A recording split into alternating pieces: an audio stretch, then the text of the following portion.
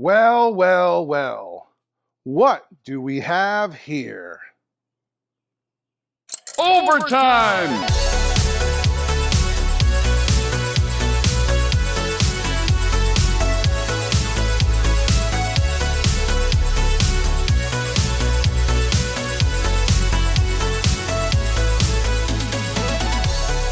All right, guys, this is something pretty incredible. I didn't think I would be getting this, and I'm still kind of in shock that it's here. This is an enormous box, probably 3 feet long by 1.5 by 1.5 feet. It's not super heavy. I don't know, like 10, 15 pounds, something like that. But I know what's in here, and I'm sort of in disbelief. You can see it's been addressed from Cameron to Charlie. Hey, that's me. Cameron is a Overtime Arcade channel member. He's a great guy, a good friend, and yeah. Again, just get a sense of how large this package is. I typically, my wife was sort of surprised by. Usually, parts don't come in boxes this big, and yes, there's parts in here, something really kind of special, something I thought I'd be looking for years for. And Cameron found this late last week. I'm recording this on a Monday. I'm not sure when this video is going to come out. He found this late last week and shipped it to me on Friday, and it's here on Monday. So I might have to start using FedEx more, as freakishly fast as this thing was delivered. So let's tear into this. You're probably like, what the heck is this, Charlie? And I am excited to tear into it. So let's not dilly-dally any further. Hopefully this will be a good camera angle to see me cut myself as I try to open this. Okay, here we go. You ready? You ready for this? Okay. Cameron did say it was very well packed, and I believe him. He has sent me stuff before. I got my Golden Axe PCB from him, and some other stuff too, in addition to this. But all right, get all this out of the way. Get out of here. Okay. It's like Christmas in April. Ton. I hope I'm not breaking anything. All right, this is what we're doing. All right. I don't know how best to go about this.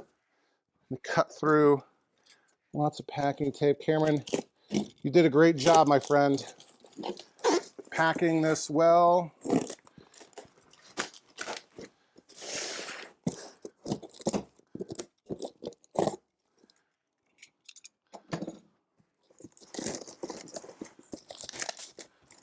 Okay, I want to do like a reveal, but I don't know how many layers of pack. I don't know when to say voila. All right. Can you tell what it is yet? Can you tell what it is yet? Oh my gosh. Look at that. Would you look at that? Do you know what this is? Oh my goodness. If you don't know what this is a Red Baron control panel, but most important of all, it has an intact joystick. Oh my goodness. Oh my goodness. Look at that. This is, it uses pots, and it's like this gimbal sort of thing. And the, I don't know if you call that a grommet or the centering bellow is torn, but that's totally normal. A couple different people make replacements for it. We got the start button here. Look at this thing. Oh my gosh. And this is I'm like stunned because, these are not common at all. Arcade Jason used to make reproductions of them, but he stopped. So my only, because I picked up, the button works. I picked up this Red Baron cabinet like just a couple weeks ago. Whoa, and it looks great. It's awesome. So you go, Red Baron, right there. Look how nice this cabinet looks. But it's missing something really important. It's missing the joystick.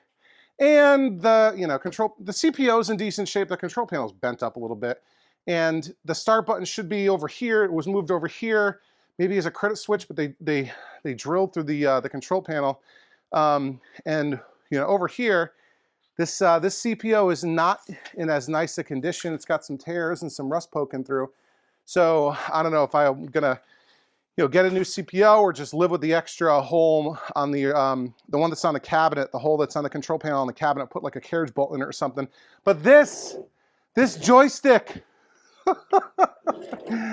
I am so happy right now. Can you tell?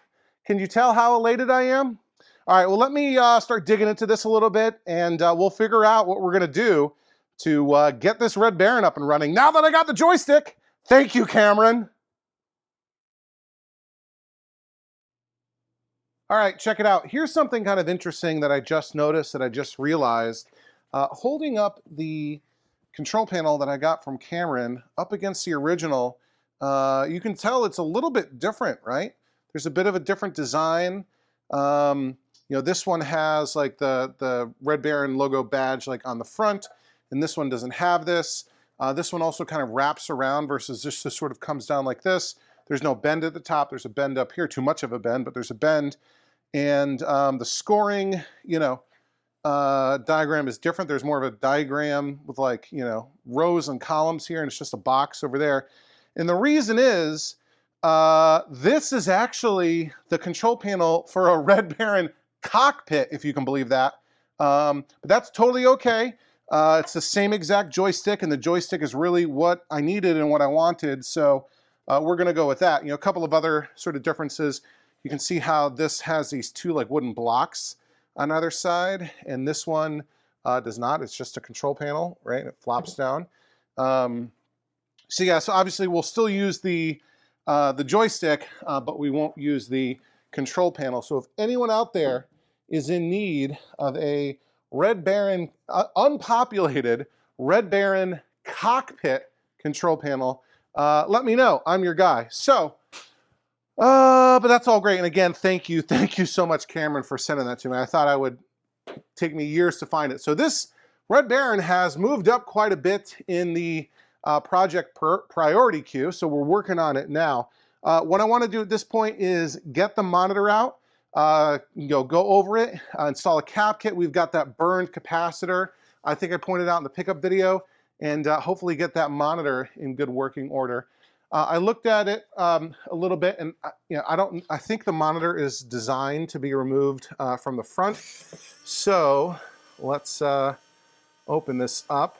There is this very large lower bracket here, very long screws that we will remove in order to pull the cardboard bezel out of the way, and the plexi bezel, and access the, come on, ha! All right, access the mounting points of the monitor. Obviously we'll need to disconnect it from the back, and usually these black and white vector monitors just have one large Molex connector with power and the video signal and all of that. So here we go, that's out of the way, and bezel's a little dirty, but that's in pretty good shape. We'll put that over to the side here, and we'll see what else needs to be removed. I might have to take all of this off.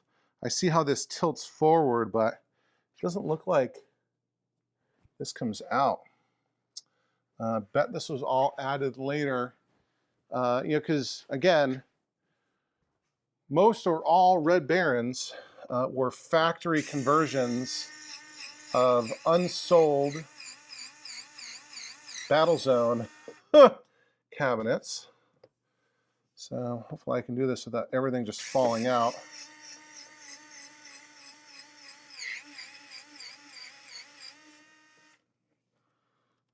Okay.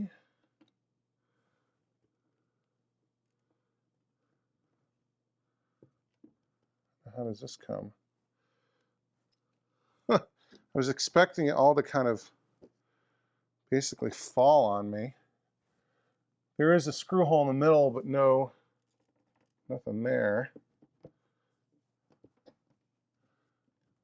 Huh.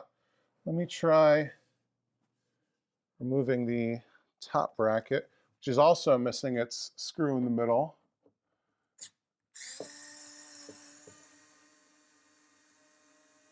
Okay. Yeah, we're doing this as we go. I always resist the temptation just to tear into things without having the camera rolling, because I don't want you guys to miss out on, you know, the discoveries that I make. And I don't know if you can hear it, but it is dropped a washer. I don't know if you can hear, but it is raining cats and dogs outside right now. Absolutely, absolutely pouring rain. All right, let's get the Red Baron bezel out of here. And, ooh, there's been some mouse activity, it looks like. So this has had some, I mean, it's plexi, and this is in great shape. It's had some, what do you call it? Foam padding strip, I guess, removed. So we'll look at replacing that. And there's some fiberglass insulation in there that we'll need to vacuum out. And there's no like mounting bracket for the fluorescent bulb. There's just sort of connectors that plug right into the ends of it, which is interesting. We've got some separation on the cabinet that I'm going to have to fix. You can even see where the things have come apart, like the cleats need to be restapled, but that won't be so bad. I don't know how I would do it down here because it's also separated down here. This is nailed into place.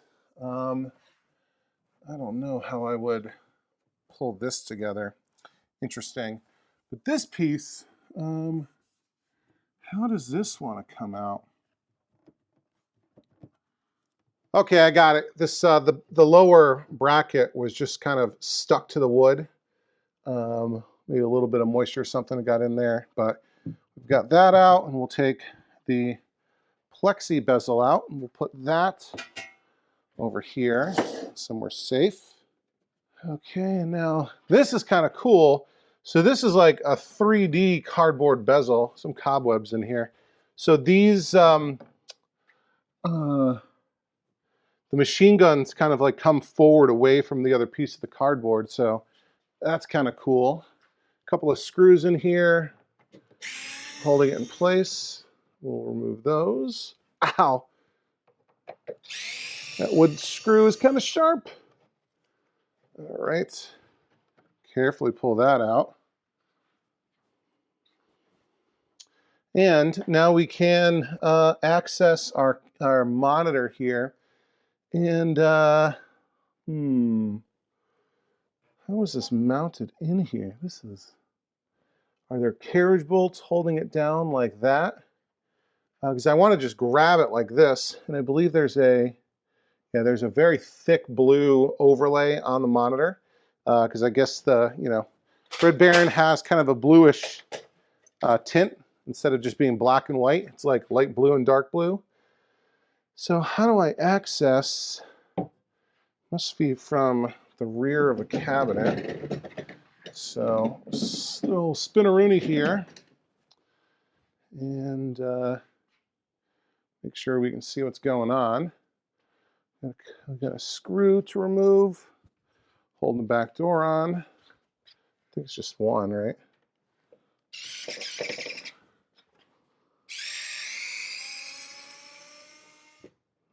Okay.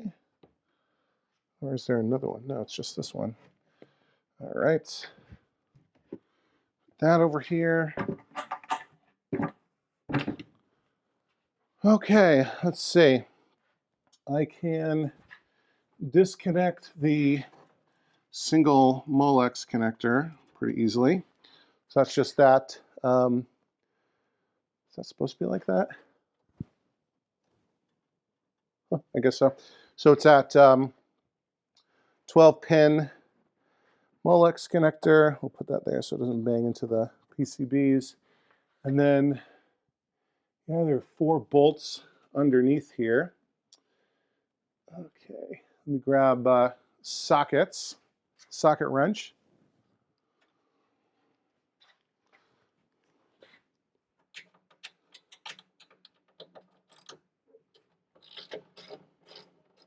All right.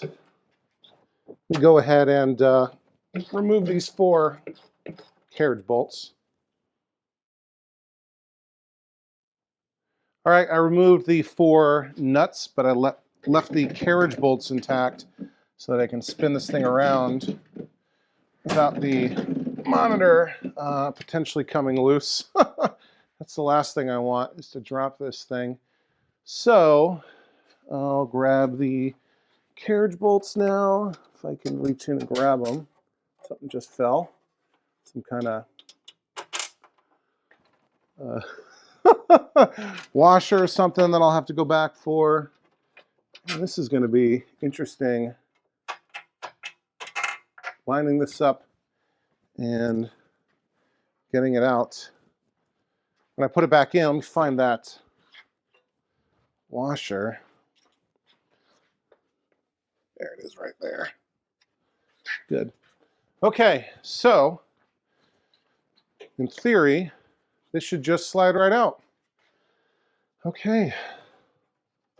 Yep. All right. Careful. Don't get hung up on those wires. We'll put it over here on the workbench. Okay, now let's come over here and take a look at this monitor. Get you in here and we'll see what's going on. So, come on, here we go. So here are our 4 frame transistors. This says model 19-inch XY DIS MTR display monitor, chassis G05-802, manufactured August 1980, and yeah, made by Electrohome in Kitchener, Ontario, Canada. So there's that.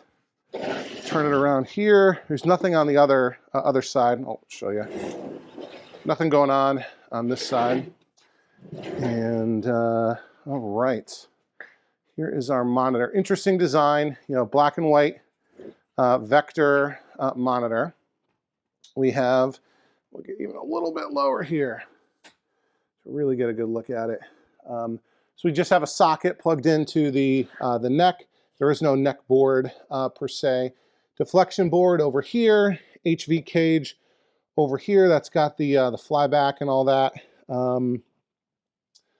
But the most interesting thing for me that we've seen is the burned up ceramic cap just below one of the filter caps. So a little dusty in here, but I've seen much worse. So what I want to do is I want to discharge this monitor.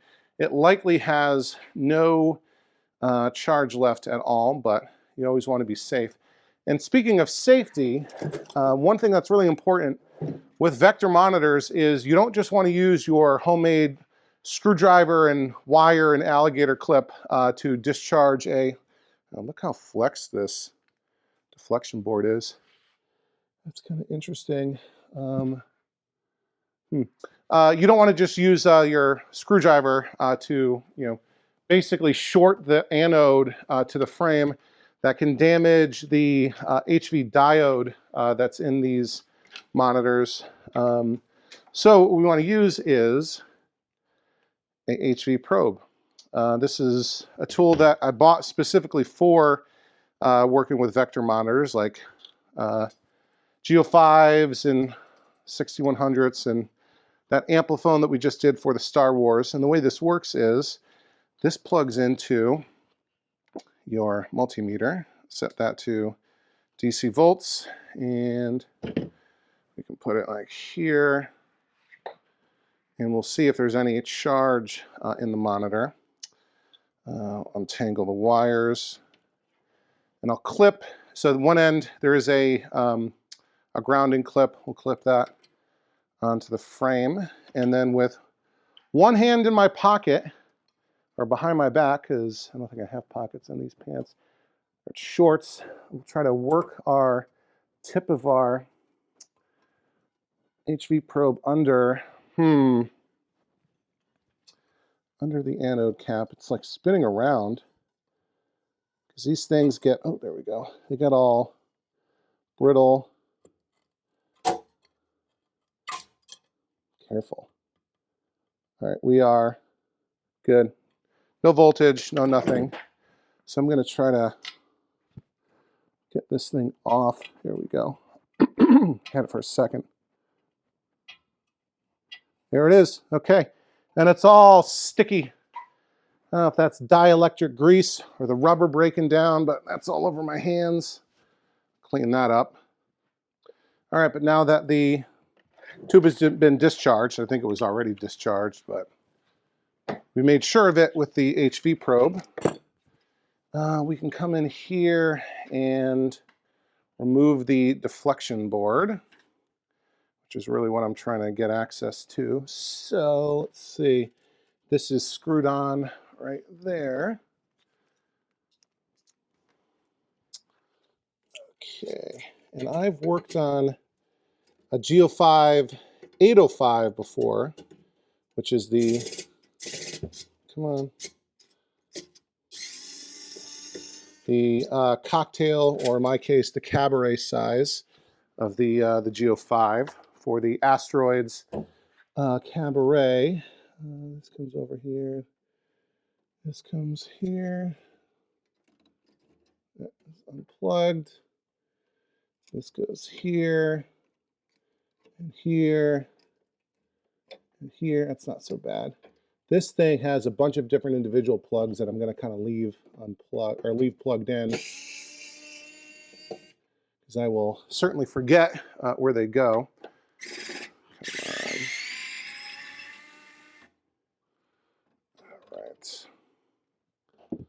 That one, and that one. Might want to fall out when I do that. Okay. And then we have some clips. Now our deflection board is pulled out. Okay. Put that over here. Put the screws over here for safekeeping. And we'll see what we want to do with the HV cage. I can't remember. Are there caps in it that I want to remove? Why don't we open it up? Pull it out and open it up. And this has 3 screws holding it in place.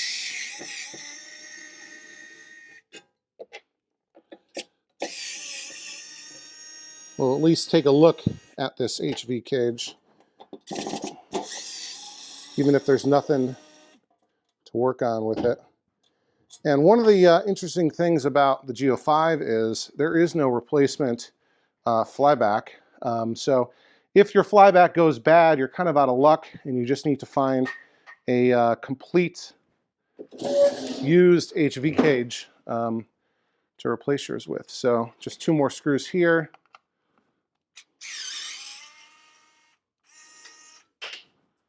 What was that? This cage has a little window here that you might be able to see down that lets you access, is it the brightness? We'll find out in a second. Yeah, let's see. It's not even marked. It says EHT adjust. Maybe it's brightness, maybe it's focus, I don't know. So let's see. So basically, anode cap goes in here. This is the HV diode, which I don't like how it's looking in there. There's a bunch of goo. Hopefully that's not epoxy that's leaked out. I mean, this looks relatively good. There's lots of glue all over the place holding that in place. We've got a transistor mounted on the frame. That looks all messy. Oh, there's a focus adjust here, so that one must be the brightness.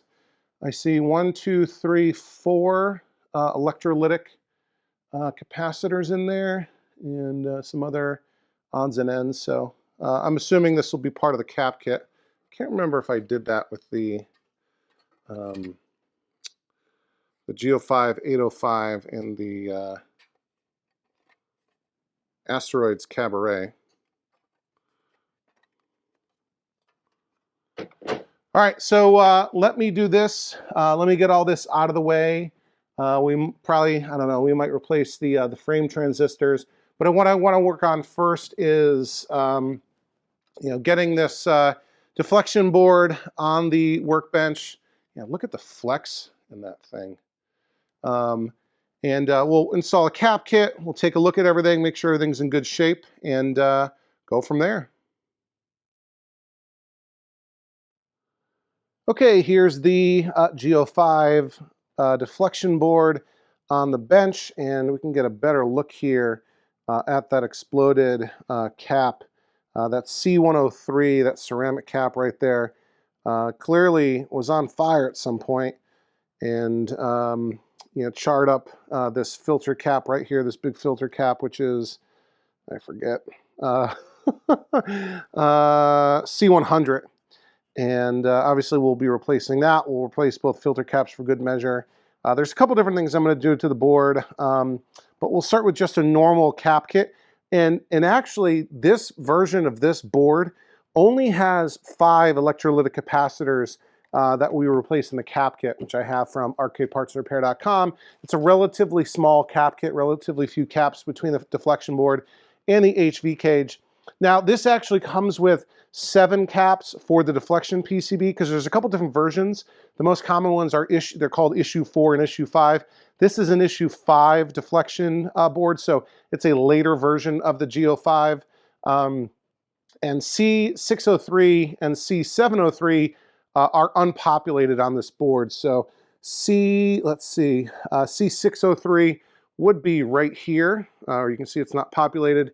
And C703 would be right in there. So not populated, so we're not going to add capacitors to them. Later revision of the board, and they decided to not populate those capacitors. But Peter has to cover everybody in all versions of the monitor with this cap kit, so he includes them, but we'll just not use them. So only 5 caps here, so I figure maybe we can do this sort of all together. We have 4 of these 2.2 microfarad 50 volt smaller caps, C500, 501, 502, and 503. And then the C504 is a 47 microfarad 250 volt. So easy enough, I can just come in here and remove them. And I've been using this method lately of just kind of heating up the caps from the underside and yanking them out, which does pretty well in my experience. It lets me go pretty fast. There's one. And just make sure I grab the right component when I do this. Just kind of rock them out, yank them out. Here's 2. And then down here, and it's marked. The solder side is printed, so that makes it nice and easy to make sure you know what you're doing. There's 3, and here's our 4th one. Over here, that's C503 is the last one to yank out. And try to see which direction it's going in. All right, it's going north-south as I'm looking at it, so I think it's this. Heat it up, rock them out, pull them out. And then we come up afterwards and clean up that. So all of these are the same. 22 microfarad, 63 volts. So perhaps this thing had a cap kit at some point in its history. And here's C503, 504, excuse me, right here. Yeah, we'll do the same thing too. There we go. And this is 47 microfarad, 200 volts. So we'll be going up to 250 with that one. And once I do that, I flip it over. And if I can remember sort of the general area that all these parts are in, I can come in with my solder wick and clean up the old solder off the pads. So I found, and it's like, use whatever technique works best for you. what allows you to work the quickest with least risk of damaging pads and traces. And I have found that this technique works really well for me. And so I rarely even break out my desoldering gun anymore. Where are these other ones? 504 is right here. Just because, I don't know, I get great results with this. I don't have jamming of the desoldering gun that you have to constantly clean up. And yeah, I like this Chemwick solder wick. It's got flux, oh, a little hot, flux, flux kind of baked into it. So that's really nice. Okay, get these pads nice and clean. And I think that's our last one right there. Okay. Yeah, I still have my Vampire Tools solder sucker, which I also kind of like for trickier stuff. That one's a little bit dirty. So I'm actually going to grab a Q-tip and clean that pad up because there's some cooked flux on that one. Maybe I'll give them all kind of a quick cleaning here. Isopropyl alcohol cleans that old flux right up. Here, here.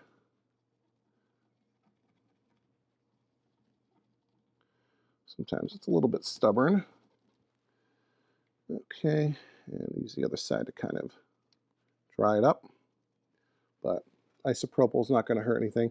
And theoretically, I understand that flux can eventually become I don't know, corrosive and eat away at stuff. So it's good to clean it up if you have a bunch of excess flux. So now this is really easy. Let me just grab, I'll do the 47 microfarad one first, which looks like this guy right here.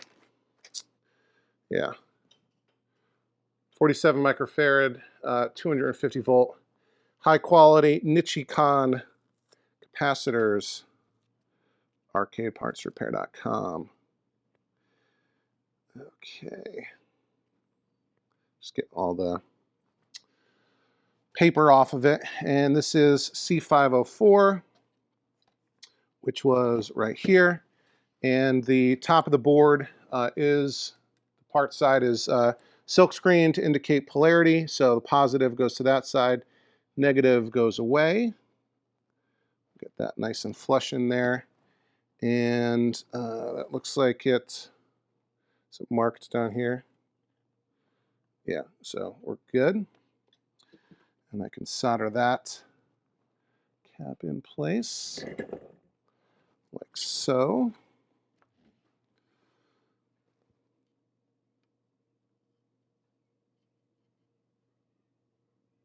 Okay. All right. Looks okay. And we've got 4 2.2 microfarad 50 volts. So we should have a little strip of, I guess we have 6 because 2 of them are unpopulated. 1, 2, 3, 4. We'll have 2 left over. Now let's find, okay, there's C500 right there. Observing polarity, stick it in like that. Same thing for C501 right here. And C502 is right here.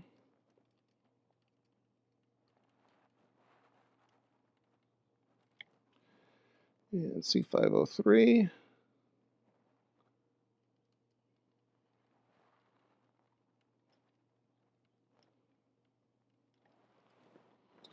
We'll flip that over. And the pads that are marked with a plus should have the longest lead on them. That's generally how capacitors are manufactured. You know, you'll have a stripe for the negative lead. Well, that rocked a little bit. And the longer lead will be positive. Yeah, it's going to have to get redone. One will hold it in place, allow me to flow the other.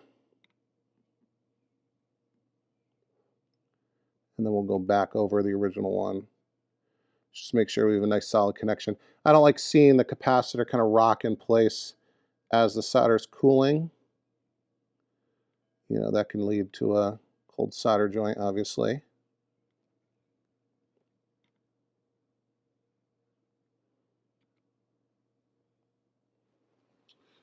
Okay, I'm back over here.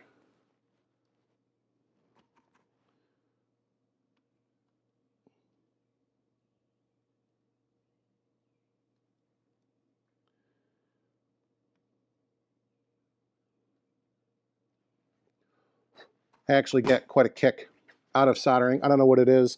I know a lot of people, it bores them to death.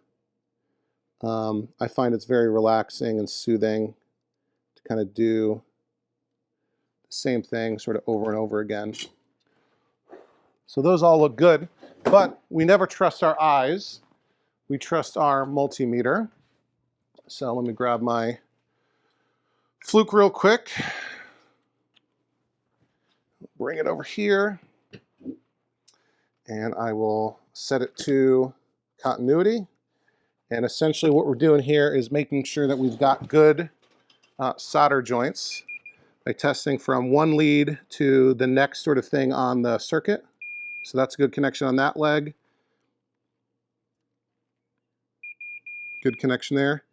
And we don't want a consistent continuity between the legs of the capacitor. Sometimes, like you saw, you might get a momentary one.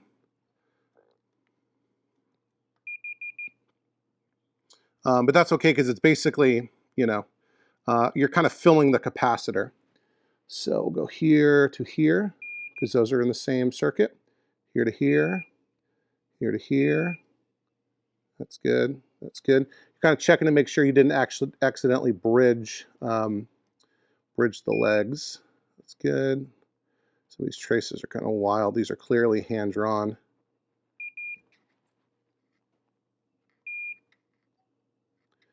This goes all the way over here. Like it wasn't an AutoCAD machine that drew these. So that's all good for continuity. And then as a final check, I flip the board over and grab my Sharpie. You've probably seen me do this before. And make sure that I've got the correct polarity each time. So that one looks good. That one looks good. I mark them just so I know that I've checked it. That one's good. That one's good. And that one's good. Okay. So flip back over and trim all of our leads down. And again, you want to trim just above the solder ball. You don't want to cut into the solder because you can weaken the joint by doing that. So maybe just a millimeter above where the solder ball or solder volcano, solder cone ends. And often you can save these legs and use them as jumpers or to repair damaged traces, but I often just throw them away unless I know that I'm going to need them, or they're a nice long, I want to redo that joint actually, I think. Just don't like how this one looks.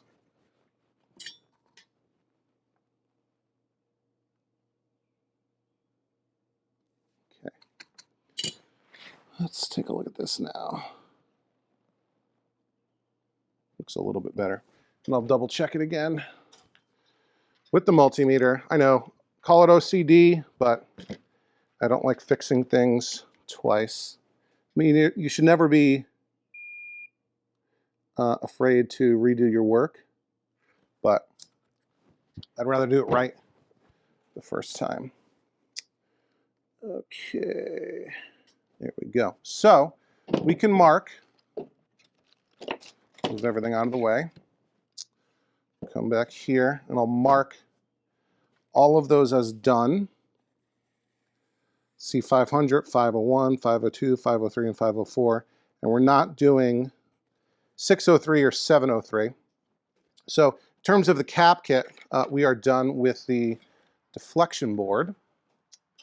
So there's that. And I'm going to want to do the filter caps and this, both of these sort of ceramic caps right here. So I should have these here as the replacements for the filter caps. So my replacements are 6800 microfarad 50 volt, which is hopefully what we've got on the board. 6800 50 volt, yep, that looks good. So, and these have 3 legs, so what I'm going to do this time is actually desolder them, call it the quote-unquote correct way. So I'm putting some flux on all 3 of these legs. And older large caps often had 3 legs, but you can see 2 of them are in the ground plane, so it's really just for stability. So I added a little bit of flux. I'll come in and put some fresh solder on each of these joints. So yeah, this is a heavy pad, so it's going to take a bit of heat. This is a bigger ground plane. Try to get this to flow.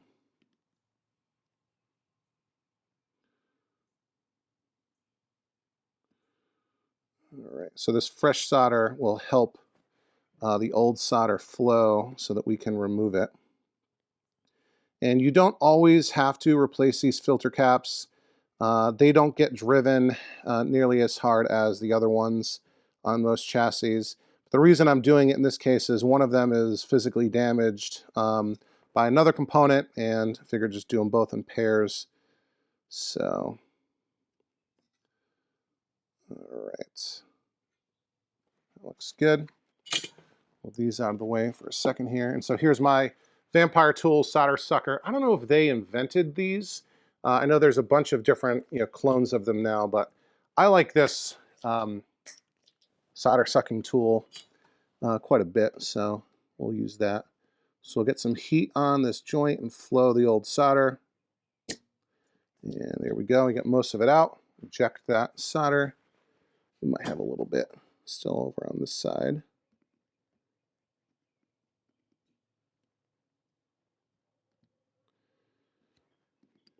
Yeah, these are big, heavy-duty vias. So we might have to do that a couple times to get all the old solder out. This is a nice, good-sized ground plane that's going to take some heat to get all that solder wet where it'll come off. Okay. There we go. It's looking good.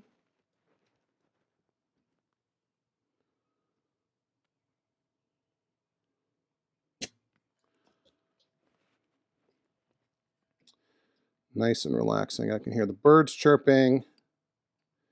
It's early evening, long day at work. Good day at work, but I enjoy coming home and relaxing with an activity like this.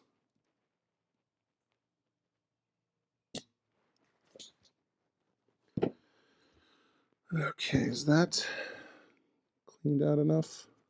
You can sort of push on the legs a little bit with your soldering iron just to make sure it's not connected to the sides. I think this one is. So to fix that, I'm actually going to add more solder to get some of this stubborn old solder to let go.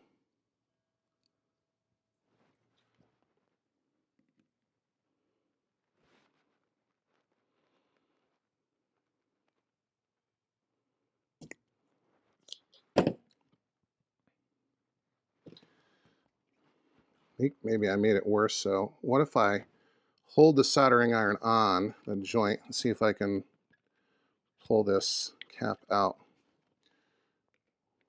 while applying heat. So you can see the other legs are nice and loose. Maybe pop it out.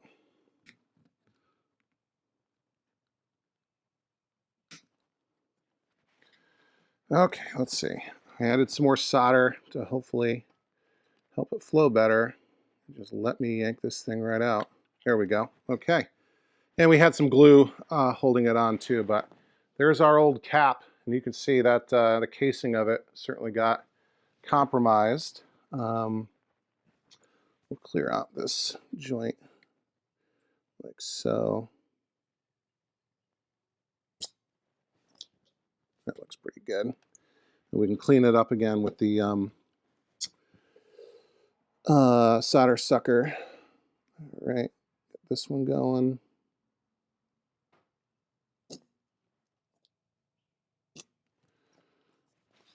All right, let me clean these up real quick rather than just having you watch me do the same thing over and over. These are being a little bit stubborn, so I'll just basically do the same thing on this side, so bear with me. Okay, I've got both of the filter caps out. That's C100 and C101, and the pads are cleaned up, so I think we're good to go there. No real problems, just a little bit of stubbornness. So we can go ahead now and pull the these other ceramic resistors, C102 and C103. It's C103 that's all burnt up. So here's C102 on the solder side. We'll just yank that right out. All right, that one looks okay. You see that ceramic resistor, but just because it's sort of sibling failed, that's the one that we're gonna pull both of those out and replace them. And you can see C103.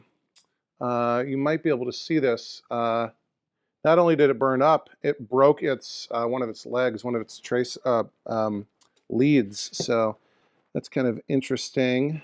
And C103 is right here between these 2 points. And oh, look at how burnt that up that is on the underside. All right, so that came off in my hand. We can see, yeah, look at that. All charred up. We can look inside. Nothing too interesting. And this leg, did it burn up the pad maybe? Let's put some flux on. Looks like it's a double pad, which might be helpful in repairing it. So load that up with flux. This is burnt solder, or it might be hard to remove. Add a ton of fresh solder there. We'll come back. Oh, that does not smell good.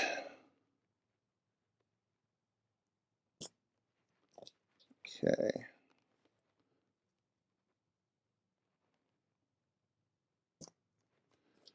All right, that looks pretty clean. Something's burning something with the soldering iron. Grab the rest of this leg off.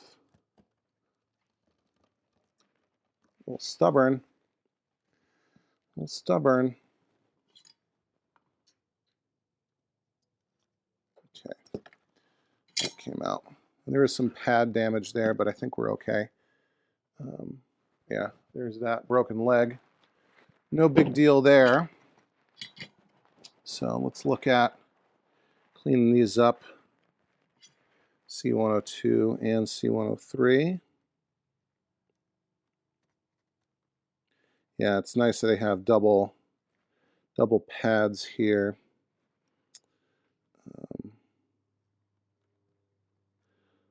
Because that way I don't have to repair a pad. Just clearing out these old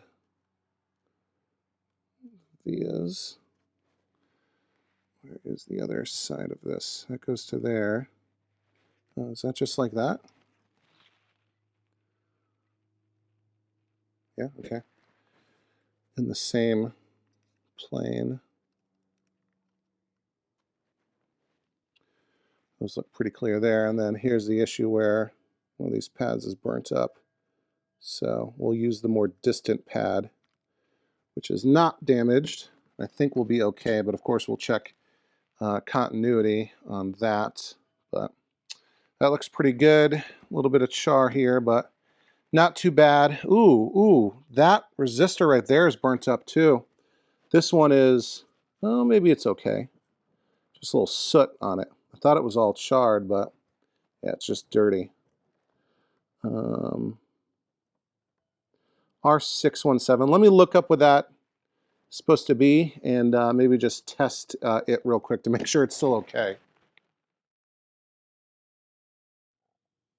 Okay, so it turns out this resistor right here, R617, is supposed to be 6.8 k ohms, but when I was measuring it in circuit, that's not what I was getting. So I pulled one leg out, I desoldered one leg to pull it out of circuit, and now we get, there it was for a second, 6.83 k ohms. So that's perfectly fine.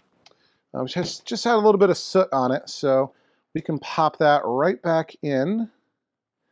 Of course, it's now bent the wrong way. So often, yeah, for things like resistors and other passive components, sometimes diodes, you need to pull one leg out of circuit in order to get a good reading. So solder this back in like so. Yeah, that looks all right. We'll double check the multimeter every time, I know. That's good. So that's fine. All right. So moving on to the filter caps and the little sort of helper filter caps.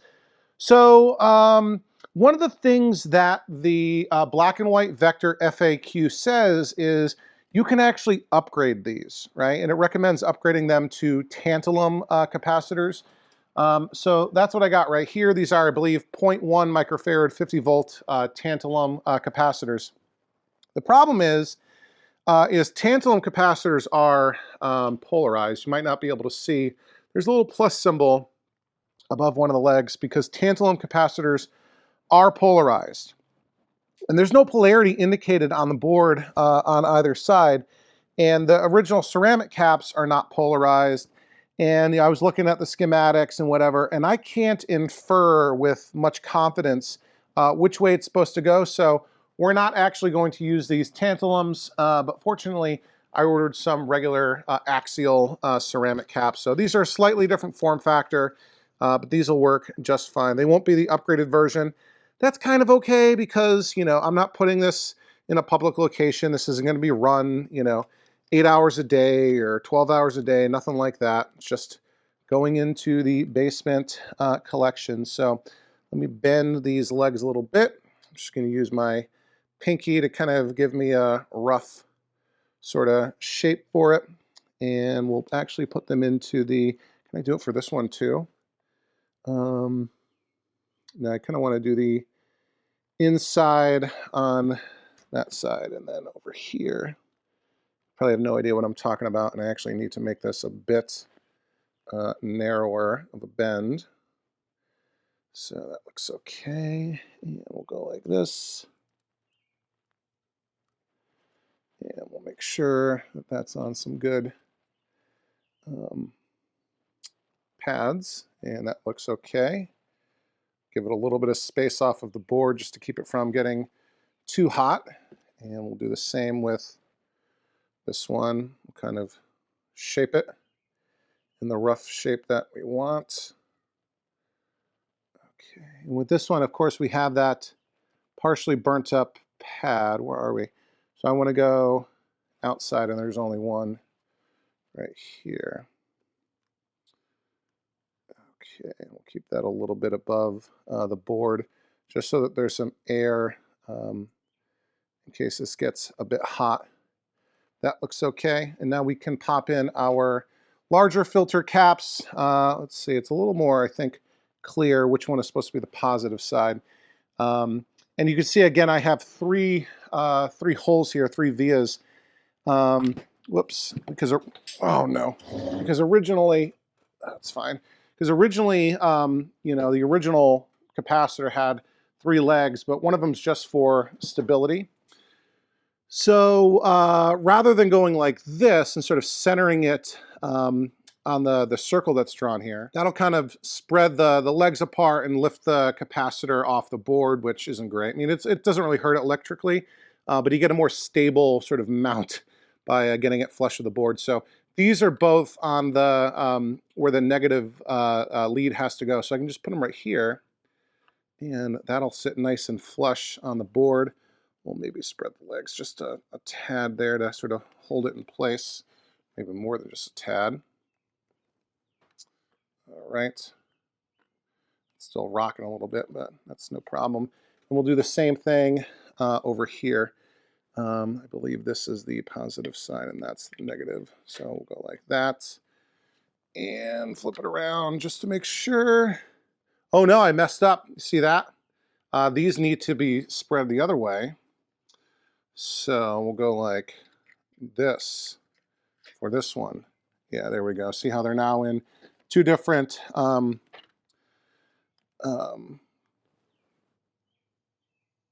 traces.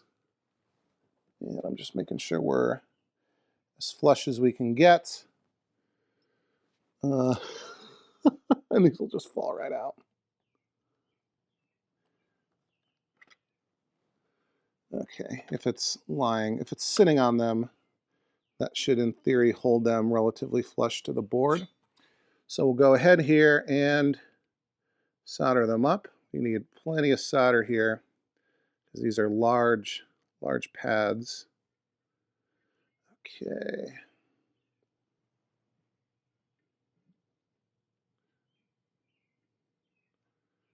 Try not to rock the board while I do this. Okay. And I'll cover up this this one here just so it's filled. I don't think that's really necessary, but I like to do it. All right. Getting this other large filter cap.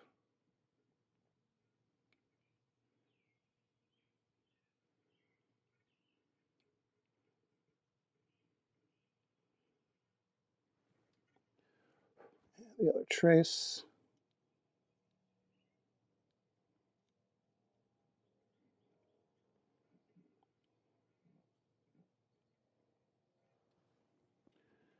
Maybe a touch more.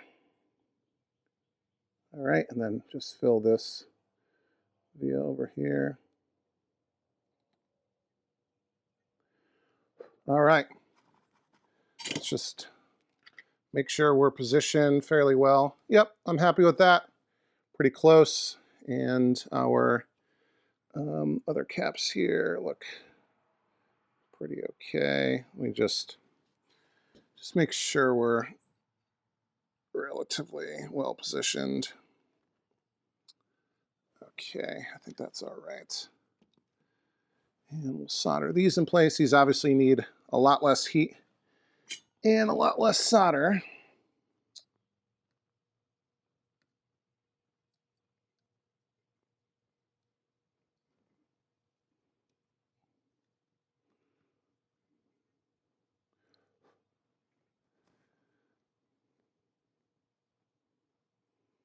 I want to move though, which I don't love.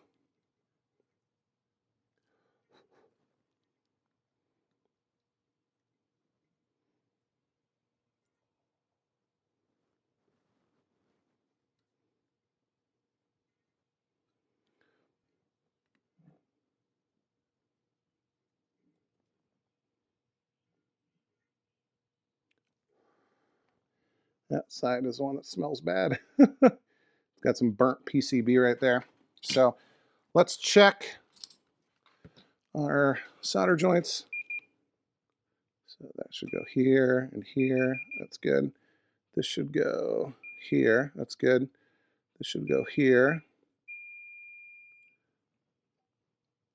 Yeah, that took a while before it filled up. Same thing here. So that's fine. These go together. This goes here. These should not be. These should not be. All right, I think we are good. Just take a quick look how we're looking with this. So I'm happy enough with the small caps, and got correct polarity there, correct polarity there. So we can mark them off. This also indicates that we have, replaced these capacitors. So if me or somebody else in the future is confused, what are these the original, whatever, I'll know for certain. So we can go ahead and cut our excess leads, the legs off of the capacitors. And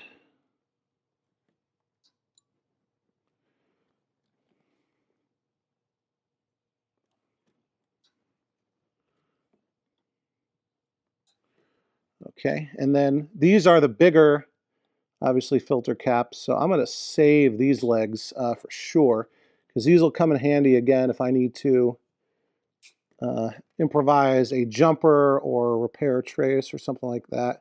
These are nice and fat. They can take more voltage.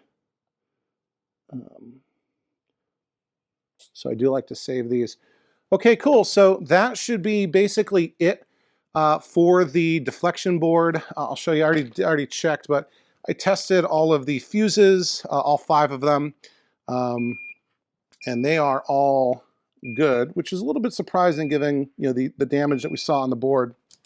But I looked at all of the solder joints elsewhere, and I don't see anything that jumps out to me as a cold socket. So I'm going to call this deflection board done. So now we can move on to the HV cage.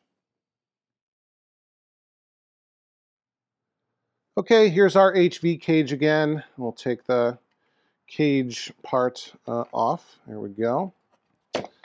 And we'll take a look at back in here and see what's going on again. I don't really want to take the frame out just because I'd have to remove, there's 2 frame transistors here, 2 smaller ones.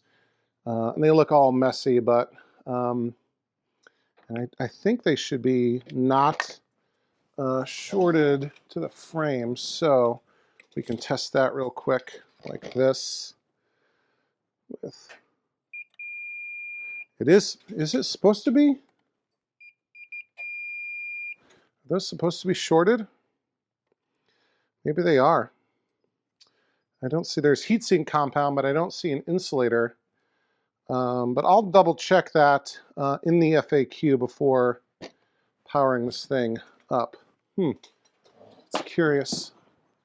So, let's see, we've only got 4 electrolytic capacitors to worry about here. 1, 2, 3, 4. This is the focus adjust, and this is another adjustment. That one looks kind of gross. That pot there. That one goes through the cage, part of the cage. Not sure really what it's for, maybe the voltage level. And there is a coil here. It almost looks like a horizontal width coil with a slug in it, but there wouldn't be a way to get a tool in there to adjust it. Anyhow, and again, this is our HV diode and our flyback, which looks okay. It's kind of weird. It almost looks 3D printed, which is fascinating. It's obviously not. This is long before 3D printing, but just sort of the, I don't know if that's even going to show up. See that texture? That almost looks like a 3D printed thing right there. So we'll leave the HV diode alone. It's delicate, and I don't want to mess with it unless we have some reason to suspect that it's bad, and we don't. So let's see, we've got C900, C908, whatever that one is, C901, and C904. So 900, 901, 904, 908, so that's good. And we'll do the same thing as before. We'll just kind of rock these suckers out. And we'll check the values as they come out to make sure they match up. Okay, so that's C904. Looks like a 47 microfarad 50 volt, which is correct. Okay, next one's right here, C901. Okay. And C901 was 1000 microfarad 50 volt, which is correct. And this is C900 right here.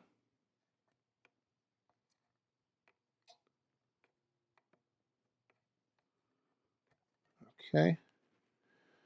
1050, correct again. And then C908 sort of tucked over here. Or C902, excuse me. Yeah, no. C908. Is that marked wrong? I think that's marked wrong. So that says very clearly C902 on the solder side, and it says very clearly C908 on the part side, and it says very clearly on the capacitor 4.7 microfarad, 160 volt. We're going up to 250 volts, but that's okay. So interesting, just something to note. Maybe that's normal, I don't know. And this is an issue 4 HV cage, like it says ISS 4 right there if you see it. It does say issue 5 on the deflection board. Okay, so where were we? C908, even though it's called C902 here.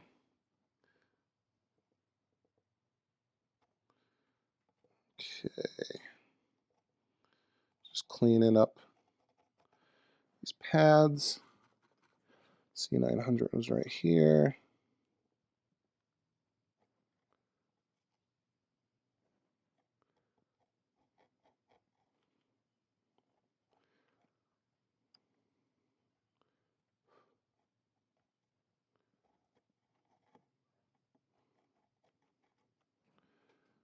Okay, I might clean that up with isopropyl. Where else did I grab? C904. Getting towards the end of this roll.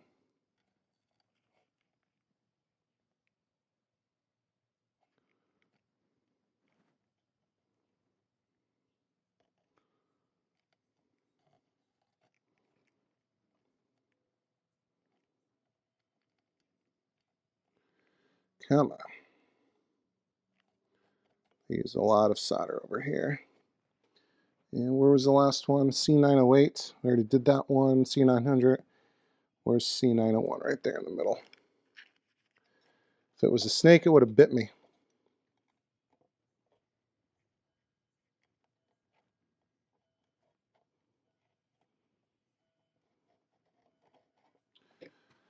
Okay, grab a Q-tip and just do a little cleanup real quick.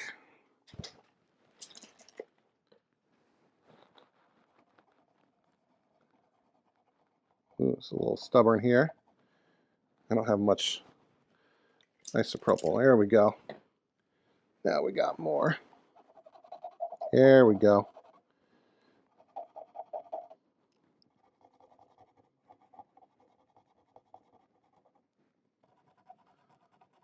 We get another side loaded up.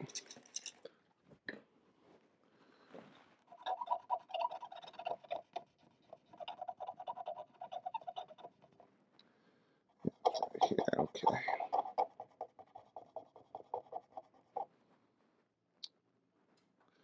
All right, just try that off. Okay. Better. So let's grab our capacitors. We want two 1050s. Boom. Boom. And 147 and 50, which I'm guessing is this bigger one. Oh no, that's 4.7 and 250. That's the bigger one. 1050, 1050. We need a 47 and 50. So we'll have two left over from the deflection board. And this is 47 and 50. Okay. Get the paper off. All right, let's pop these in. So C900 is down there. And we'll go like so. Okay. And then C901 is right here. Again, observing polarity like always. Okay. C904 is the 47, which is this smaller guy, and that goes over here. This is a much smaller form factor than the original. Try to work it in here.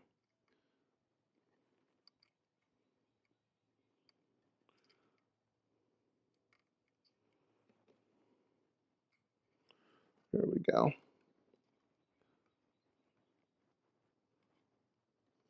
Okay.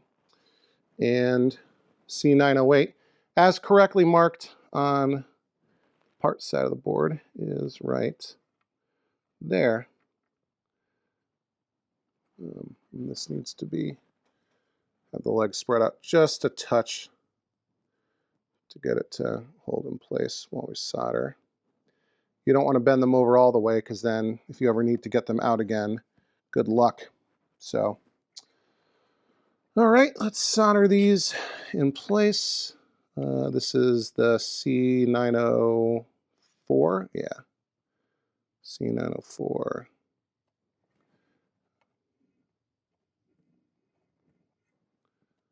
All right, because that first one moved, I'll just reflow it real quick. All right, and then C901.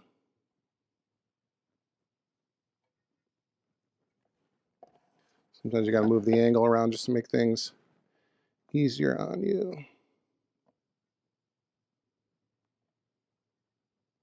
Okay.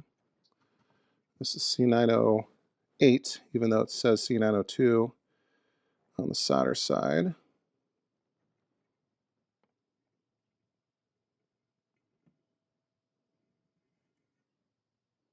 Okay. And lastly, C900.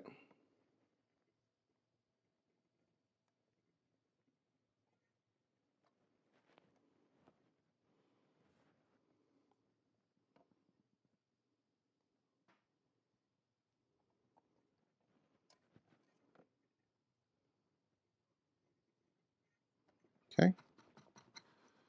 All right. And just the way C900 went in, the legs sort of were touching, so I pulled those apart. We will grab our multimeter once again on continuity test. Are you like, I'm sort of going through everything, showing you everything right now instead of skipping ahead. Hopefully you appreciate that. That's a good joint. That's a good joint. They're not shorted. All right, this one goes here. Good joint. Good joint. Not shorted. Good connection. Good connection. Not shorted. Good connection. Good connection. Not shorted. Okay. All right. Let's double check our polarity again. Positive is over there and the negative stripe is here. That's good. Positive stripe, positive marks over there, negative stripes over here. Good. Positive mark there, negative stripe here. And this one's harder to see. Yep. This one is also correct. So that's good. And we will trim our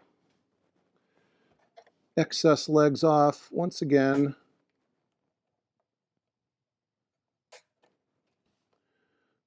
Okay. Yeah, let me know what you prefer. Do you prefer me going nice and slow, showing you essentially every single step of the process? Even, I mean, you've seen me, if you've watched this channel before, you've seen me do cap kits, right? So this is nothing new. And I actually double checked. We did not cap, we did not install a cap kit in the G05-805, the 15 or really 13-inch version of the G05 that's in my Asteroids Cabaret, because it was working when I got it. So we didn't cap it or really do much of anything. But that's good, so let's cross these off the list. All right, and this cap kit is done. So yeah, let me know. Do you like seeing every single step of the process? You know, with a smaller cap kit like this one, it's not so bad, but some of those cap kits get to be like 30, 40, sometimes even more capacitors, and that's just way too repetitive in my opinion to watch. Again, I like doing it. I like sitting down and going through the whole process. It's monotonous, but I enjoy it. It's soothing. You know, do you enjoy watching it? Let me know. Leave me a comment down below. So this, I think, looks good. So I'm going to put the cage back on the HV cage, which kind of hooks on like this and then comes around. And I'll put the 2 screws in. So that should be good to go. So I think what I want to do now is maybe we should test the frame transistors on the actual monitor frame.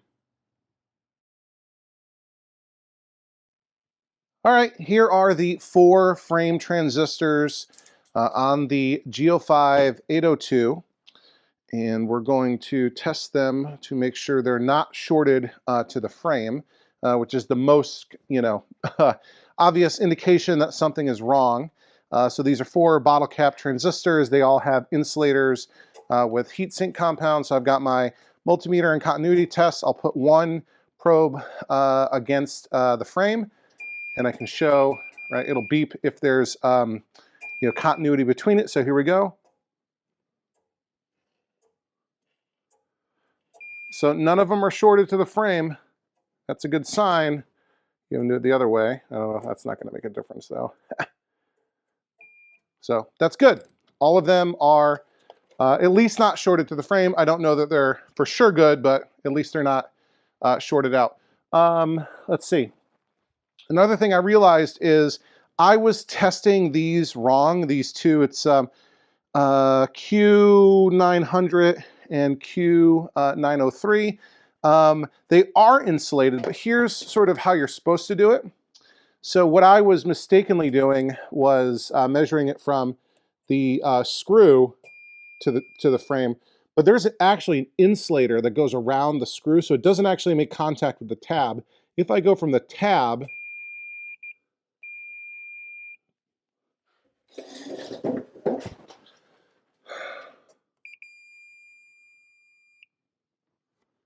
okay. At first you might think it's shorted, but it's not. So if you can see on the multimeter here, you get it at first.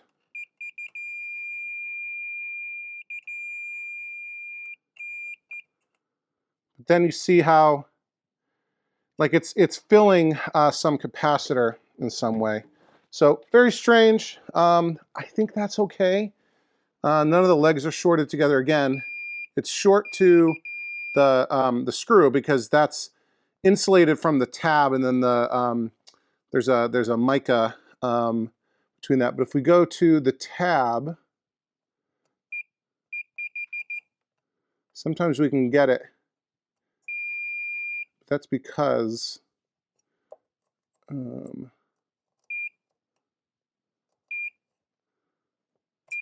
like it's filling a capacitor. So I think that's good. And we'll flip it to this side. I mean, I could be wrong, right? Like, so again, shorted to the screw, but not to the tab. It's not shorted to the tab. So that's good. But it's so strange with this one.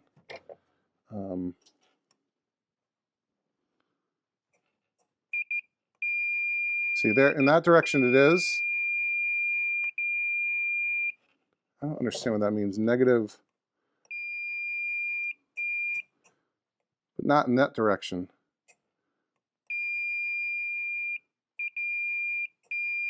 But then it's filling, it's going up, right? So anyway, I think that's fine.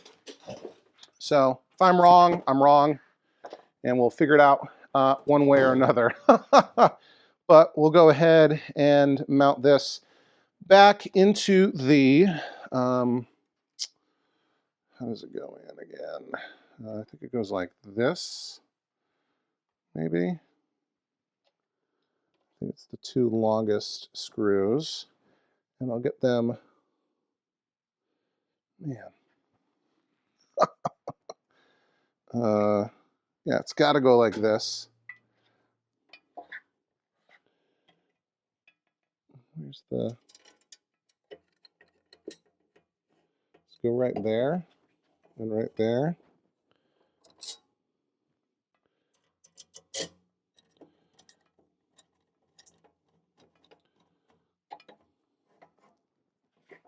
Yeah, because that wants to connect right here. Is it too high up?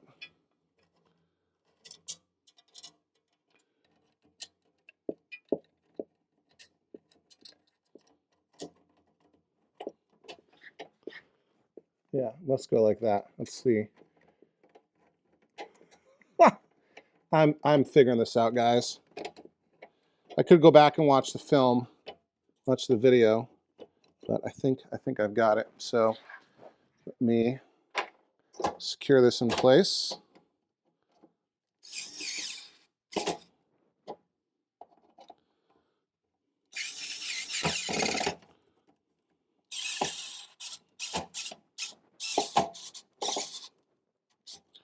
Okay. Yeah, this one.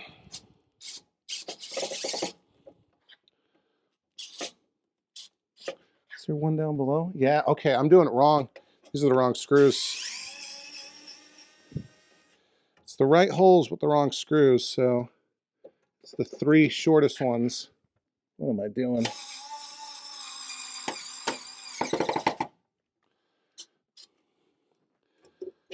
I hope I didn't wear out the mounting holes, which are just kind of like loops that come out of the HV cage's frame.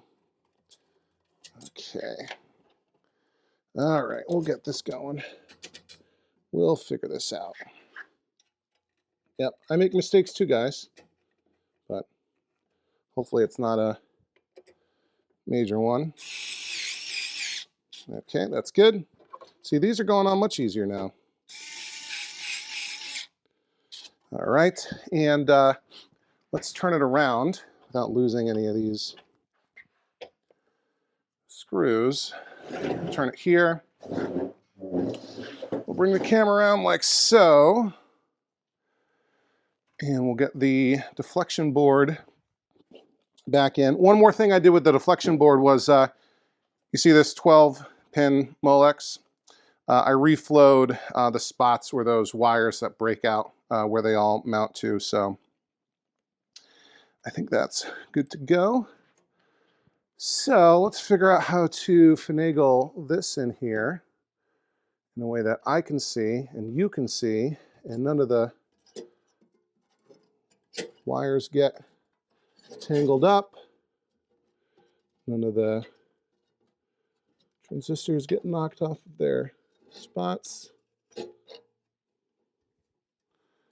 right about there is good. Of course, I don't have the screws in my hand. All right, that'll bounce there for a second. Grab one of these screws. And there are like plastic receptacles. Oh, and I see why it's bent. It's because these clips need to be bent back ever so slightly. That was causing pressure, pushing it too far forward. Okay, here we go.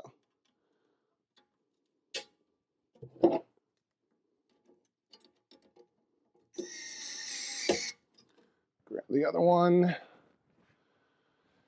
Okay, we're almost there, guys. We're on the home stretch. It's a terrible sound, but it's just sort of getting seated in the clip in the back.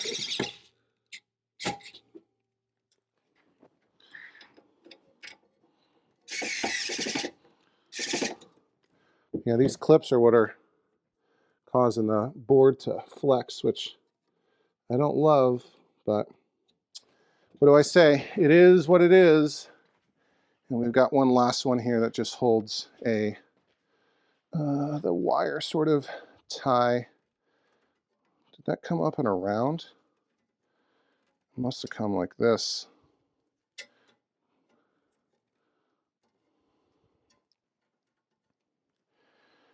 Oh, I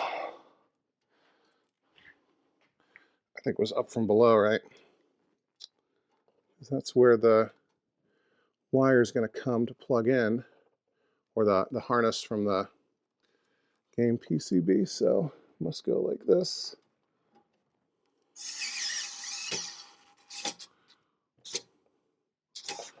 Okay, that looks all right. I'm good with that. And we've got a couple of connectors to plug in. So coming back here, and these are all keyed, which is great. So that one's good. This is like the yoke. Yeah. Okay. This one goes here. And lastly, this one goes here. A couple of wires that are sort of in my way. But we can do this.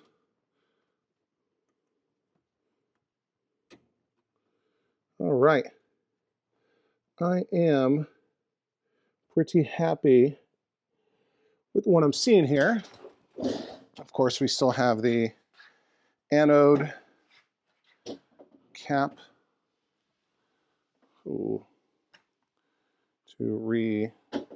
what's a good angle for you to see? Okay. Kind of like this. Oh, this is all gooey and sticky.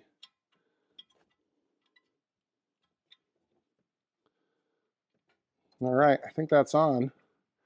Okay, guys, I think our monitor is now put back together. Yep, that's secure. So this is good. I'm happy with this. I think we're ready to test it once I've got the board and everything ready to go. Okay, guys, the monitor is back in the Red Baron cabinet, and we've made a ton of progress. So if you didn't watch it, you need to go back and watch the live stream I did on Thursday night this past week. I did a 2-hour live stream in the garage working on the Red Baron. We did a bunch of stuff. We made a ton of progress. I got the sort of loose panel on the cabinet put back together with some crown staples. We went through the whole power system, tested everything, replaced a fuse. It wasn't blown, but it wasn't the right value. We replaced the 2N3055 bottle cap power transistor on the AR2 power supply board. We tested all the voltages. All of that looked good. And we actually hooked up the PCB, the board set, to the harness, and the game was essentially playing blind. We think, I don't have a control panel hooked up. I don't have any buttons, but I was getting some sounds out of it. And then we hooked up my analog oscilloscope, and we had Red Baron playing on the scope. Except there was some issues, there was some twitchiness. The image was kind of jumpy, so indicating something was a bit weird. So I took the boards out of the cabinet. I sprayed some deoxit into the edge connector housings, just sort of basic maintenance.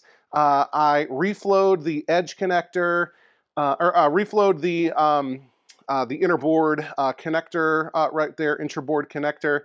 And I, pressed down on all of these socketed chips. A few of them, snapped in. They're a little bit loose, but they look to be in relatively good shape. But I found something over here on the aux board that was really kind of interesting that I want to take a moment to show you. Again, these boards look pristine. They, I would guess they've never been out of the cabinet, no signs of work. But I saw this. And if this will come up and zoom in right here. So this is a bit slicer, position H1 on the aux board, and you can see pin number 5 is lifted right there. It's pulled up, it's lifted, it's not set in the socket. So that could be an issue. I talked to a few folks. I talked to Overtime Arcade channel member Kawaru, whose real name is John. I also talked to Vector Collector Enclave, and they don't think this is correct. I did a bunch of research. I couldn't find anything that said you should lift that leg, so maybe that was an issue at the factory, or maybe at some point somebody did take these boards out and reseated the chips and didn't notice, like, this is pretty obvious. you got a leg sticking out. You know, in a bunch of my searching for like Red Baron H1, I found something that talked about mods that were made to the main board, which is the analog vector generator board, which is the same as what's in Battlezone. And they talk about H1 over here, which is a prom, that has a jumper wire, a bodge wire. You can see that blue wire connected right there to that leg that's kind of pulled out a bit. And then it runs over to this chip M2. So if you search for H1 and like Red Baron PCB, you'll get a bunch of things that talk about this mod, because people out there will like, you know, try to modify Battlezone PCBs into Red Baron, and they'll do that. Although the aux board is different between Battlezone and Red Baron. But I couldn't find anyone anywhere that talked about H1 on the aux board having a leg lifted. So again, consulting with those guys who know a little bit more about vector games than I do, I'm going to pull this chip completely out. I'm going to try to bend that carefully, bend that leg back into place, pop it back in, hope it makes contact with the socket, and then we'll put the board set back together, we'll stick it in the cabinet, hook it back up to the scope, and hopefully we've got a nice stable image that's not all jumping around. All right, here goes nothing. The boards are back in the cabinet. I've got everything plugged in, everything ready to go. I got my oscilloscope set, I think. And hopefully, we'll put the multimeter on just for, to double check. We'll give the scope a second to warm up. And yeah, hopefully we'll see. Let's see, you can't see that. That's worse with the glare. I'll put it up like this. All right, fingers crossed. Let's make sure I have the cabinet switched to test mode. There we go. So we should see our test screen. And I'm pulling the interlock switch. 3, 2, 1. We're a tad low on the voltage. So let me turn that up just a hair. Not sure, was I testing it from the wrong spot before? Let's get this to 5 on the nose.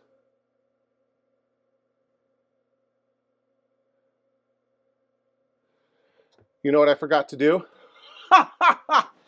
I forgot, we'll turn off the, man, you didn't tell me. Nobody noticed, you didn't call it out. I forgot to plug in the interboard connector. But I think it should have had a test mode coming up even without that. So a little, not feeling great right at this point. Come on. Get in there. Okay. All right, let's seat it all the way. All right. Turn the scope back on. Oh, and I bumped the camera. Sorry about that. But now our inner board connector is plugged back in. I don't think that's going to hurt it, having it unplugged like that. But anyway, here we go. Turning the cabinet back on. 3, 2, 1. Oh, I didn't pull it out all the way. Okay, we're still a tad low. Why do I not have an image at all?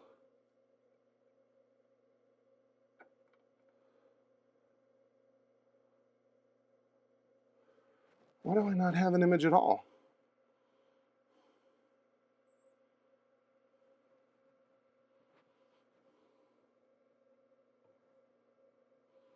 Nothing's being drawn at all. The lights are on the PCBs and we switch it to game mode. But this is not a good sign, guys. Nothing. Heard a pop from the speakers. We've got nothing being drawn. Did it flash for a second?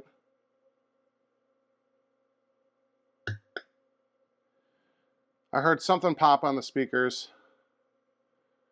Yeah, I'm not happy with what's going on. Okay, back to the drawing board. good news, I fixed it.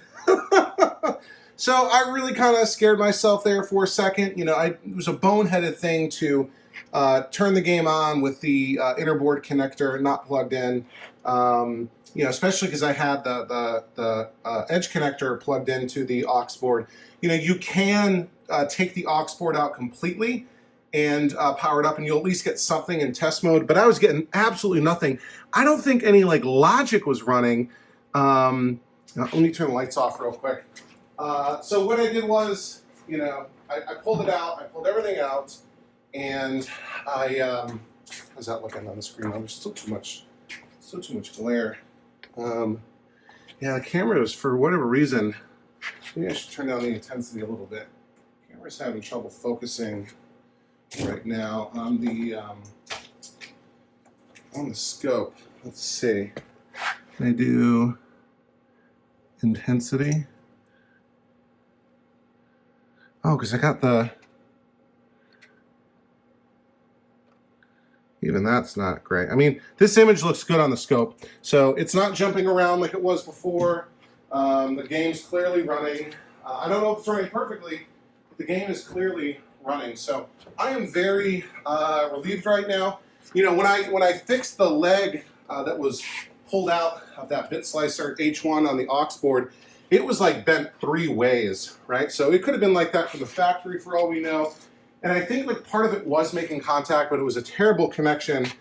Yeah, the game is running. It's not doing that jumping. It moves a little bit, almost like a heartbeat.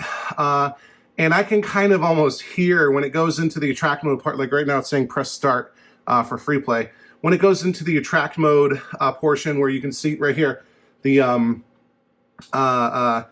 propeller in front of you, because you're flying a biplane with a propeller, I can hear the chatter, not the chatter, I can hear something making that noise. Obviously it's not connected to the cabinet or anything. So here's what I'm gonna do. Let's turn this off. And let's move the reposition the camera. Man, I got this gimbal so tight. There we go. And I will turn off the cabinet. I will remove my probes. And guys, we're gonna go for it. And what going for it means in this case is we're gonna plug, we're gonna plug the monitor in and go for it. So here's the plug. Maybe you can see what I'm doing. I am plugging this monitor in. It's keyed, so it's only gonna go the right way. Is that in all the way? No. All right. Monitor, I believe, is plugged in all the way. And I'm going to move the camera over here to look at the cabinet. I am tired, guys. I'm frazzled. Long day at work. And then I was out for 5 hours with my kid at practice. And hi, everybody. So hopefully we're about to see some Red Baron. And I'll start it in test mode. And we'll turn off the house lights. And keep your fingers crossed. Hopefully nothing explodes out the back of the monitor. Pulling the interlock switch in 3, 2, 1. I got a red light on the deflection board. I think I have spot killer on. Yeah. Put it into game mode. Something's not right. Now spot killer is off. I have neck glow.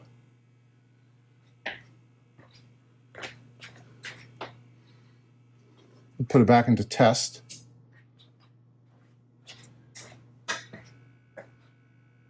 And spot killer is intermittently coming on and off. See if I can reach in.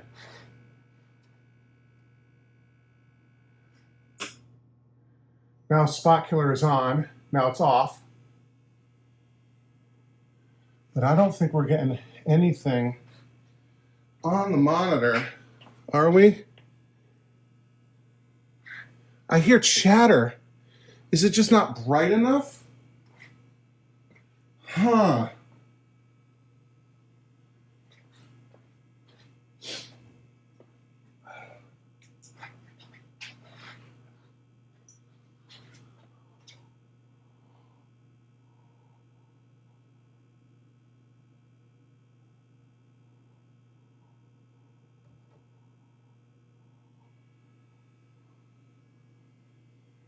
Focus. Yeah, I don't know what to make of this, guys. I have nice net glow, but there's just no image on the monitor. So I hate to do it, but I think we might have to call it quits for the day. I know it's disappointing. Maybe it's just as simple as brightness. I need to turn up the brightness on the monitor, but we're not doing that right now. It's really difficult to access anything. So I think what I'll do next, we turn off the cabinet. And I think what I'll do next is I'm going to pull the monitor back out. We'll put it on the bench, and that way we will be able to adjust things because I think the connector will reach for the monitor. So guys, we made a huge amount of progress, especially between this and the live stream earlier or last week on Thursday. Please go back and watch that if you missed it. I think it went really, really well. Big shout out to Overtime Arcade channel member Sean Cruikshank for helping me out as my producer live in the control room, managing everything for me. But yeah, big progress. I guess we don't know if the monitor is really working yet. Like I said, there's net glow. Spot killer was coming on and off. We were seeing the game running on the oscilloscope, but obviously we still have some work to do. But I do have this joystick here. So that's what you can kind of expect in the next episode. Tinkering with the monitor, hopefully getting an image to come up on the screen. My name's Charlie, and I'm an absolute bonehead. So, when the monitor wasn't working and I wasn't getting an image, I filmed the whole sort of ending of the video where I was, kind of crushed and disappointed that, I spent all that time working on the monitor and I didn't get anything. So I wrapped up the whole video and I went back and I had like 2 hours of raw footage and I'm editing and I'm getting towards the end and I realized something. I never plugged in the HV cage. So you see this connector flopping around? Maybe that's why we're not getting an image on the screen, Charlie. All right, let's try to reach in here. The cabinet's off, so don't worry about that. Can I line it up and do this? Come on.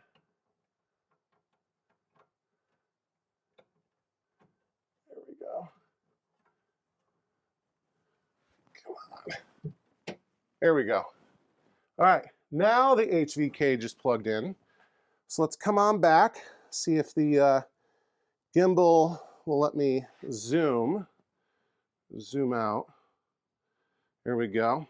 Okay, so let's get positioned in front of the game and see if we get a image. Hold on. Yeah, it's now late Saturday night. I had kids' games today. And then I went to hey, hi everybody.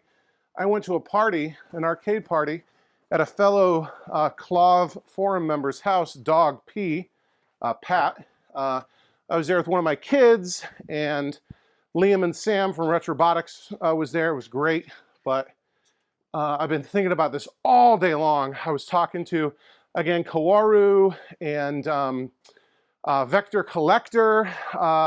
We were, thinking about maybe it's the HV diode. I don't know. So here we go. I've got everything plugged in. I think we're ready to go. In 3, 2, 1. Okay. Did we get anything? Oh, this is covering us up. Anything? Yes! Look at that! Holy cow! Holy cow! I want to turn off this. Oh, it looks so cool. Let me turn off the marquee light. I'm sure I can pull one of these connectors like this. Come on. Yeah, that should have turned off the marquee light. Guys, holy cow! I might need to turn up the brightness a little bit, maybe. I don't know. It looks awesome on camera. It looks great in person. It looks wildly good on camera. We did it! I fixed it! I was spending so much time editing this video. You know, it's now Saturday night. I need to get this thing out for early access by channel members. And all I did, I forgot to plug in the HV board. Look at that. Holy cow. We did it. You know, I was going, you know, there's some, I was trying to find other G05 rebuild videos or repair videos, and I found one from Jacklick and some older ones.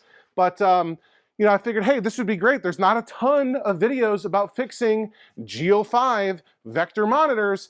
So this would be a great one for, you know, great resource for people to watch and reference. But it would have been, you know, really disappointing if it didn't work in the end. But guess what? Haha, it works. And that's twice in this video that I forgot to plug something in. You know, first it was the interconnect cable between the two boards, between the AVG board and the aux board, and then it was forgetting to plug in the I'm ecstatic right now, ecstatic right now. That looks awesome. And then I was forgetting to plug in the HV cage. But we did it, and we have Red Baron working on this monitor, and it looks awesome, guys. It really looks awesome. So here's what we're gonna do. I wish I could start a game. I wish I could play. Let me put it into test mode real quick. Make sure we've got no issues, bruh. Don't want to have issues. Where is that switch? Right there. All right. Come on, test mode. There we go. 9.5. I don't like that. What's going on with that?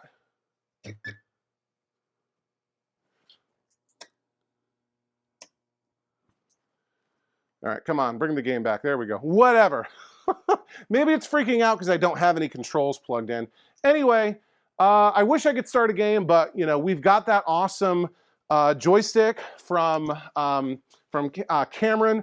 Awesome. Thank you so much, Cameron Cardwell, my friend and an Overtime Arcade channel member. So in our next episode, hopefully the grand finale of Red Baron, we will rebuild that joystick. I've got a new centering bellow. I actually have two different kinds of reproduction centering bellows to try out. You know, hopefully those pots still work. There are replacement pots out there. They're not cheap, but hopefully those pots work. We'll put that together. We'll unbend the control panel, we'll bend it back into the correct shape. We'll wire up the start button, and we'll put everything back together. I thought there was one more thing that we maybe needed to do, but yeah, we're not going to work on this monitor anymore. We'll check all those errors, make sure there's no meaningful errors coming up in test mode. But this looks awesome, guys. This really looks awesome, and that, you know, will be hopefully a pretty short episode. I think this one's going to end up being like an hour and a half or an hour and 45 minutes long. But we did it. We got the PCB working. We got the monitor working. All we need is to put our control panel back together, and we will be playing some Red Baron. And I think I mentioned it before. One of my kids is a big history buff, in particular, specifically World War I. He likes World War II also and other stuff, but he's really into World War I. And this being a World War I game, he keeps asking me about it. The two games the kids ask me about the most are Red Baron and Outrun. So we'll be probably working on Outrun pretty soon. Anyway, that video ending that I already filmed, I'll have to throw out the window. If this is your first time on the channel, welcome. Make sure you subscribe. You don't want to miss a single episode. I typically release new videos every Sunday. Sometimes I'm late. I also do live streams. I've got a podcast live stream. We did a lot, I mentioned we did a live stream sort of working on this game earlier or last week or whatever. Now I'm just sort of out of my mind. Do all the things that the YouTube algorithm wants you to do to help this channel grow. Like, share, comment, all of that engagement is super helpful. Do you remember Red Baron? Have you ever played Red Baron? Have you ever worked on a vector game like this, a vector monitor, a G05 or a V2000 or something like that? Leave me a comment down below, tell me all about it. Did you notice anything else that I screwed up in this video? Please, please, please tell me. That's one of the things that I really like doing, with this channel is I get to have a whole community of thousands of subscribers and viewers watching my every move and letting me know when I make a mistake. Thank you, Ty. But yeah, and if you really want to support the channel, consider becoming an Overtime Arcade channel member. You'll join over 100 awesome people who are helping to support their favorite arcade repair channel on YouTube. If you recognize any of these names, and some of these names are pretty big in the hobby, big collectors, some YouTubers that you might recognize. So if you're watching this channel, you probably know somebody's name listed on the screen here. Ask them about the channel membership program. Ask them if they're enjoying it. Ask them if they're getting, their money's worth. Because all of these folks are donating $1.99 a month, and that goes straight into parts and tools and stuff to fix these games. But in exchange, you get access to some awesome perks. A monthly members-only live stream, and the one for May is going to be coming up, I don't know, this week or next week.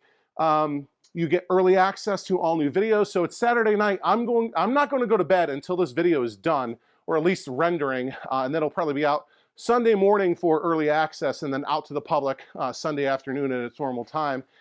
And you get access to our private members-only Discord server, which is a super fun, super active, very positive and supportive community of folks just like you who are in this hobby. They like playing games, they like collecting games, they like working on games, repairing games, or storing games.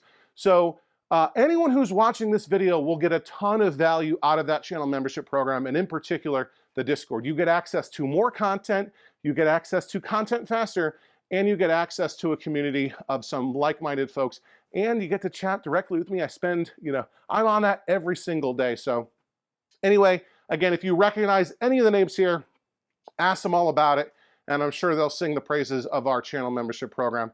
Okay, guys, that's going to wrap it up here. I am so excited to see Red Baron finally playing on this monitor. As always, you've been watching Overtime Arcade. I'm Charlie, and I'll see you next time.